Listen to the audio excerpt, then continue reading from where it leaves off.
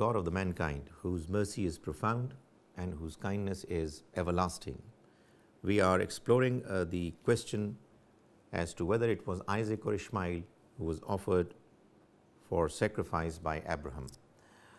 We have as yet established through the research done by Mr. Abdus Ghauri in his book that has been recently published that the first only born son who was offered for sacrifice was Ismail and not Isaac, as has been erroneously mentioned in the Bible. And the second thing that he has been able to establish is that the Moriah that is mentioned in the Bible in the book of Genesis chapter 22 is in actual fact Al-Marwa, which is a hill in the city of Mecca, the holy city of the Muslims. What remains to be completely established is the fact that the descendants of Ismail actually got settled in Mecca and its surroundings in the Arabian Peninsula, because to make a claim that Ismail was the son who was sacrificed and that this sacrifice actually took place in Al-Marwa would not be enough if we do not have other overwhelming evidences to show that his entire progeny in actual fact lived in that territory. So, in this chapter, Mecca and Arabia as the house of the progeny of Ismail, the author proposes to do this very effort and objective. In his book on page 89, what he mentions is that Ishmael's progeny has been living in Mecca and other parts of Arabia since time immemorial and is still living there. The Bible claims that Hagar and Ishmael had been settled by Abraham in the wilderness of Paran and Beersheba, both of which have been claimed to have been located in Sinai. But even according to the Bible, there are no traces of any Ishmaelites in Sinai. The New English Bible has recorded Ishmael's sons inhabited the land from Havilah to Shur, which is east of Egypt, on the way to Ashur, having settled to the east of his brothers. This is in book of Genesis, chapter 25, verse 18. The author says, it means that according to the Bible, the progeny of Ishmael had settled in the area from Havilah unto Shur. To determine the dwelling place of the progeny of Ishmael, the exact location of Havilah and Shur need to be explored. He goes on to mention that Encyclopedia Judaica has noted that one of the Havilah's locations is in South Arabia. He quotes the encyclopedia and it says the letter Havilah, the son of Joktan, apparently stands for a locality in South Arabia, as do Haduram, Sheba and Ophir. The Jewish encyclopedias explained that as below. Havilah, name of a district or districts in Arabia.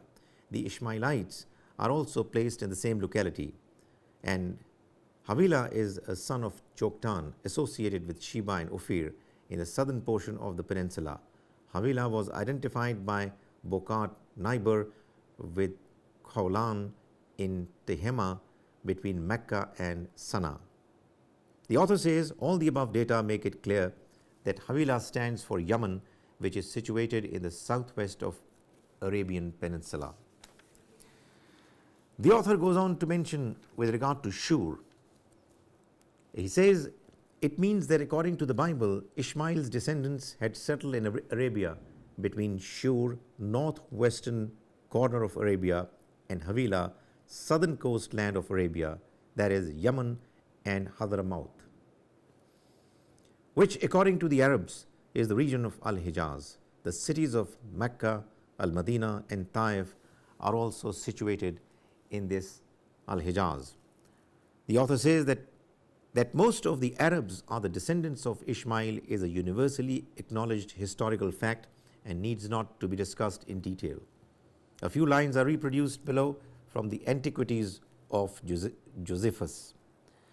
It says, and they circumcised him upon the 8th day And from that time, the Jews continue the custom of circumcising their sons within the number of days. But as for the Arabians, they circumcise after the 13th year, because Ismail, the founder of their nation, who was born to Abraham of the concubine, was circumcised at the age of 13. Of this wife were born to Ismail 12 sons, and those sons then have been named in the book. Towards the end, the author says, it has also been abundantly recorded in the legends and poetry of the Arabs. The Quraysh was one of the most important tribes of Ishmael's progeny from the line of his second son Kedar, and it had been living in Mecca for centuries, rather millennia, before the advent of Islam. What he has established through different sources that he has quoted is the fact that the descendants of Ishmael, they settled in Arabia in the various different areas of it, and that the common understanding amongst the Jews and the Christians that they did not settle in Arabia, and instead their settlement is to be found elsewhere in Beersheba, which is claimed to be in Sinai, is a mistaken view, because even the Jews and the Christians know it quite clearly that there are no traces of any Ishmaelites living in Sinai or its surroundings during the time when we see the history of these people after Abraham in the next 2,000 years of the history of the descendants of Ishmael. May God Almighty enable us to understand what the truth about these important historical events is, and may He enable us all to open our eyes to the reality which is so very pleasing and acceptable to the Almighty for us to do.